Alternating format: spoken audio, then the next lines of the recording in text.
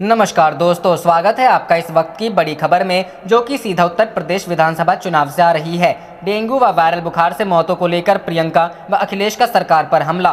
दूसरी बड़ी खबर में बताएंगे यूपी चौधरी नरेश टिकैत का बड़ा बयान, बोले 5 सितंबर को महापंचायत में कुछ तो होगा खास। तीसरी बड़ी खबर में बताएंगे कोरोना संक्रमण पर सुप्रीम कोर्ट सख्त, केरल में परीक्षा पर लगाई रोक, कोविड-19 मृत्यु प्रमाण पत्र जारी करने में देरी पर नाराजगी भी जताई। इसी प्रकार की बड़ी खबरों में आपको ले जाएंगे। लेकिन अगर आपको भी लगता है उत्तर प्रदेश में योगी की सरकार विधानसभा चुनाव बुरी तरह हारने वाली है और आप सभी अखिलेश यादव के साथ खड़े हैं, तो आप अभी इस वीडियो को लाइक कीजिए, इस चैनल को सब्सक्राइब कीजिए और घंटी बजाएं और कमेंट में लिखें जय हिंद। रुक करते हैं पहले खबर की तरफ। डेंगू और वायरल बुखारों से मौतों को लेकर प्रियंका व अखिलेश का सरकार पर हमला। जी हां दोस्तों, यूपी में वायरल बुखार से मौतों पर कांग्रेस राष्ट्रीय महासचिव व यूपी प्रभारी प्रियंका गांधी वाड्रा व समाजवादी पार्टी के राष्ट्रीय अध्यक्ष अखिलेश यादव ने भाजपा सरकार को घेरा है। प्रियंका गांधी ने कहा कि उत्तर प्रदेश में वायरल बुखार से बच्चों समेत 100 से अधिक लोगों की मृत्यु की खबर चिंताजनक है। क्या उत्तर प्रदेश सरकार ने कोरोना की दूसरी लहर के दौरान सरकार की लापरवाही के चलते हुई तबाही से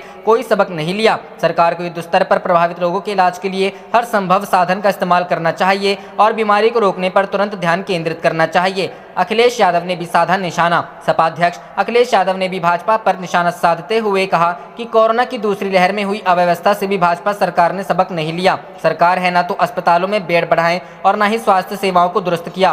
कानपुर में वायरल बुखार के कारण अस्पतालों में बेड कम पड़े। प्रदेश में डेंगू व वायरल बुखार का कहर धीमे धीमे अपने कदम बढ़ा रहा है। सबसे ज्यादा निशाने पर है मासूम बच्चे। प्रदेश में अधिकतर मौतें बच्चों की ही हुई है। फिरोजाबाद इससे सबसे ज्यादा प्रभावित है। कानपुर में भी डेंगू के मामले सामने आए हैं। साथ ही लखनऊ में 4 लोगों में डेंगू की पुष्टि हुई है। रुख करते हैं अगली खबर की तरफ। यूपी चौधरी नरेश टिकैत का बड़ा बयान, बोले 5 सितंबर को महापंचायत में कुछ तो होगा खास। जी हां दोस्तों, उत्तर प्रदेश के मुजफ्फरनगर में 5 सितंबर को होने जा रही किसान महापंचायत की तैयारियां तेजी से चल रही है। जीआईसी ग्राउंड में होने वाली किसान महापंचायत में आसपास के जनपदों के साथ ही प्रदेश के पूर्वोत्तर जनपद, हरियाणा और पंजाब से भी बड़ी संख्या में संयुक्त किसान मोर्चा के आह्वान पर किसानों के शामिल होने का अनुमान लगाया जा रहा है। वहीं ऐसे में बाहर से आने वाले किसानों को किसी तरह की खाने पीने संबंधी परेशानी ना हो, इसके लिए भाकियू अध्यक्ष चौधरी नरेश टिकैत ने शहर के लोगों से किसानों की आवभगत करने की अपील की है। नरेश टिकैत ने कहा कि 5 सितंबर की किसान महापंचायत में कुछ न कुछ तो खास होगा। उन्होंने कहा कि हमें देश की फिक्र है, लेकिन इस पार्टी और सरकार को देश या किसानों की कोई फिक्र नहीं है। वहीं महापंचायत के मुद्दों पर उन्होंने कहा कुछ न कुछ तो खास होगा इस पंचायत में, लेकिन क्या खास होगा यह बात अलग। उन्होंने कहा पता नहीं किसके कैसे विचार रहे। आर पार की लड़ाई के सवाल पर उन्होंने कहा कि नहीं, आर पार तो नहीं कह सकते हैं, हमारी तो जिम्मेदारी है, हम आर पार क्यों कहेंगे, आर पार तो वैसा ही शब्द है। उन्होंने कहा लंबा चलेगा मामला। चौधरी नरेश टिकैत ने कहा हमें देश की फिक्र है, इस पार्टी की देश की फिक्र नहीं है। उन्होंने कहा कि 9 महीने 7 दिन का आंदोलन हो गया है, कई 100 अरब रुपए खर्च हो गए हैं। इस आंदोलन के दौरान सरकार की इतनी हठधर्मी का क्या कारण है? सरकार पहले मान जाती तो ऐसी नौबत ही नहीं आती। हमें खुशी है कि अन्य राज्यों में जो भी किसान परिवार हैं सब एक हो रहा है। इतने बड़े आंदोलन का वजन अब सब मिलकर उठा रहे हैं। बता दें कि गुरुवार शाम जीआईसी ग्राउंड में व्यवस्थाएं देखने पहुंचे भाकियू अध्यक्ष ने कहा शहर के लोग रविवार को शहर में आने वाले बाहरी किसानों के स्वागत की खातिर अपने घरों के दरवाजे खुले रखें। स्थानीय लोग बाहर से आने वाले किसानों के खाने पीने की व्यवस्था करने में भी सामने आकर भाकियू का साथ निभाते हुए अतिथि देवो भवः की भारतीय परंपरा का निर्वहन। रुख करते हैं अगली खबर की तरफ। कोरोना संक्रमण पर सुप्रीम कोर्ट सख्त, केरल में परीक्षा पर लगाई रोक, कोविड-19 मृत्यु प्रमाण पत्र जारी करने में देरी पर नाराजगी भी जताई। जी हां दोस्तों, देश में कोरोना संक्रमण के चलते हालात अच्छे नहीं हैं। केरल में तो स्थिति बेहद खराब है। सुप्रीम कोर्ट ने केरल में कोरोना के बढ़ते मामलों के बीच 6 सितंबर से 11वीं कक्षा की परीक्षा शारीरिक रूप से आयोजित करने के राज्य सरकार के फैसले पर अंतरिम रोक लगा दी है। शीर्ष अदालत ने कहा कि केरल में हालात चिंताजनक हैं। ऐसे में कम उम्र के बच्चों को जोखिम में नहीं डाला जा सकता है, क्योंकि राज्य में हर रोज लगभग 35,000 मामले सामने आ रहे हैं। सुप्रीम कोर्ट ने शुक्रवार को कोरोना से मरने वालों के परिजनों को मृत्यु प्रमाण पत्र जारी करने के लिए दिशा निर्देश तैयार करने में देरी पर भी नाराजगी जताई और केंद्र सरकार को 11 सितंबर तक अनुपालन रिपोर्ट दाखिल करने के आदेश दिए। न्यायमूर्ति एम.आर. शाह और न्यायमूर्ति अनिरुद्ध बोस की पीठ ने मृत्यु प्रमाण पत्र जारी करने के लिए दिशा निर्देश तैयार करने में देरी पर नाराजगी जताते हुए कहा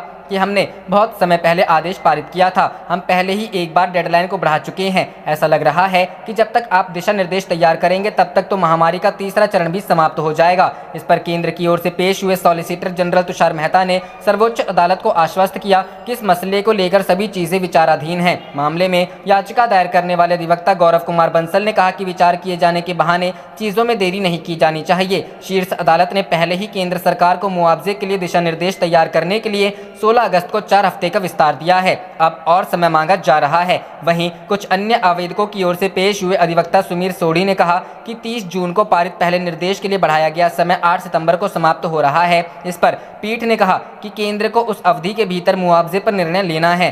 सर्वोच्च अदालत ने यह भी कहा कि आज वह केवल अन्य निर्देशों के अनुपालन के उद्देश्य से मामले को स्थगित कर रही है। 30 जून को पारित पहले निर्देश के अनुपालन के लिए केंद्र सरकार 13 सितंबर तक का समय मांग रही है, लेकिन अनुपालन रिपोर्ट उससे पहले 11 सितंबर तक दायर की जानी चाहिए। बता दें कि शीर्ष अदालत ने 30 जून के अपने फैसले में राष्ट्रीय आपदा प्रबंधन प्राधिकरण को निर्देश दिया था कि वह 6 हफ्ते के भीतर कोविड-19 से मरने वाले लोगों के परिजनों को आर्थिक सहायता के लिए उपयुक्त दिशा निर्देश जारी करे। समाचार एजेंसी पीटीआई की रिपोर्ट के मुताबिक केंद्र सरकार ने सुप्रीम कोर्ट से कोरोना संक्रमण से मरने वालों के परिजनों को मृत्यु प्रमाण पत्र जारी करने के लिए दिशा निर्देश तैयार करने के लिए कुछ और समय की मांग को लेकर आवेदन दिया है। सरकार का कहना है कि आपदा प्रबंधन प्राधिकरण के पास विचाराधीन यह मामला अग्रिम चरण में है, जिसके लिए थोड़ी और जांच की आवश्यकता है। अपने फैसले में शीर्ष अदालत ने मृत्यु प्रमाण पत्र को जारी करने और सुधार के लिए दिशा निर्देश को सरल बनाने के लिए कदम उठाने के आदेश भी। रुख करते हैं अगली खबर की तरफ। यूपी इलेक्शन, अचानक समाजवादी पार्टी के कार्यालय पहुंचे मुलायम सिंह यादव, कार्यकर्ताओं को दिया संदेश। जी हां दोस्तों, समाजवादी पार्टी कार्यालय में गुरुवार को ऐसा नजारा दिखा जिसने सभी को चौंका दिया। पार्टी कार्यालय में समाजवादी पार्टी अध्यक्ष अखिलेश यादव एक कार्यक्रम में मौजूद थे कि अचानक ही उनके पिता और समाजवादी पार्टी संरक्षक मुलायम सिंह यादव कार्यक्रम में पहुंच गए। अखिलेश ने तुरंत उठकर उनके पैर छुए। पूरा हॉल नेताजी जिंदाबाद के नारों से गूंज उठा। वहीं मुलायम सिंह और अखिलेश यादव ने एक मंच साझा कर आगामी चुनाव को लेकर भी बड़ा संदेश दिया है। समाजवादी पार्टी के सहयोगी दल जनवादी पार्टी ने 16 अगस्त को बलिया से जनवादी जन क्रांति यात्रा शुरू की थी, जिसका गुरुवार को समापन हो गया। समाजवादी पार्टी कार्यालय में आयोजित इस कार्यक्रम में मुलायम सिंह यादव अचानक पहुंचे। उन्होंने पार्टी कार्यकर्ताओं से कहा कि आप जागरूक हैं, इसीलिए समाजवादी पार्टी के लिए प्रयास कर रहे हैं। इसी का परिणाम है। मुलायम सिंह ने सभी का स्वागत कर बधाई दी। उन्होंने कहा कि आज जितने लोग आए हैं, अगर ऐसा और हॉल होता तो वो भी कम पड़ जाता। आज हॉल में बैठने खड़े होने की जगह नहीं है। ये समाजवादी पार्टी की बहुत बड़ी सफलता है। उन्होंने कहा कि इतनी बड़ी तादाद में पहली बार इतने लोग आए हैं, यह आपके प्रयास हैं। मुलायम सिंह ने 22 में साइकिल की बात कही। अखिलेश यादव ने कहा कि नेताजी अचानक आए, सबको बधाई दी। जनवादी पार्टी के अध्यक्ष डॉक्टर संजय सिंह ने अपनी यात्रा से सभी वर्ग के लोगों को जगाने का काम किया है। इससे पहले महान दल के केशव देव भी यात्रा पर निकले थे। जब महान दल के कार्यक्रम का समापन हुआ तो राष्ट्रीय महासचिव प्रोफेसर रामगोपाल भी शामिल हुए थे। आज हम और नेताजी साथ में आपके बीच बधाई देते हैं। पार्टी अध्यक्ष ने कहा कि किसानों की आय दोगुनी नहीं हुई, लेकिन सिलेंडर का दाम दोगुना हो गया। जब सरसों का तेल महंगा हुआ तो केंद्र के मंत्री ने कहा कि उसमें मिलावट नहीं कर पा रहे, इसलिए महंगा हुआ है। अखिलेश ने तंज किया कि सिलेंडर भी तौलते रहना, वरना बीजेपी गैस भी निकाल लेगी। खाद की बोरी भी हल्की हो गई है। अखिलेश यादव ने कहा कि नेताजी के कार्यक्रम में आने से कार्यक्रम की शोभा और रौनक बढ़ गई है, ये सोने पर सुहागा है। अखिलेश ने कहा ये यात्राएं तब तक नहीं रुकेंगी जब तक बीजेपी उत्तर प्रदेश से हट नहीं जाती है। इस मौके पर जनवादी पार्टी के राष्ट्रीय अध्यक्ष डॉक्टर संजय सिंह चौहान भी मौजूद रहे। आप देख रहे थे आपका अपना चैनल जय हिंद जय भारत।